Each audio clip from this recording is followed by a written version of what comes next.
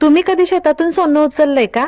फक्त आज बघा मी तुम्हाला दाखवते बघा. आता इथं ना आपण हळदीचे ना एक 4-5 तुकडे लावले होते आणि त्याची बघा किती हळद आले. आता हळदीची पानं पूर्ण सुकली होती म्हणून म्हटलं आज काढूनच घ्यावी. अहो आणताय हो. चांदी बघ 3-30 झाली. चांदी झाली पण इथं आपल्याला हळद काढायची आहे. बघून टेन्शन आली मला. हाय का? आता काय घ्यायचंय काय आपल्याला? काय घेऊ म्हणत व्हायचं एवढं वाढली.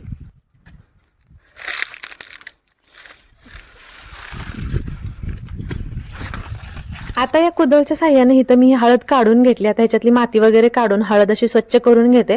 आता ही जी हळद आहे ही फक्त ना आपल्या अन्नात रंग भरत नाही तर ते आपल्या आरोग्यासाठी ना खूप फायदेशीर आहे. आणि सगळ्यात महत्त्वाचं म्हणजे ना अँटीऑक्सिडेंट, संसर्ग प्रतिकारक गुण आणि त्वचेसाठी सुद्धा खूप लाभदायी आहे. आणि ह्या सगळ्या गोष्टी आपल्याला आपल्या शेतातूनच मिळतात. त्याचा आनंद काही वेगळाच असतो, हो की नाही? आणि हेच ते झाडाखाली मिळालेलं सोनं.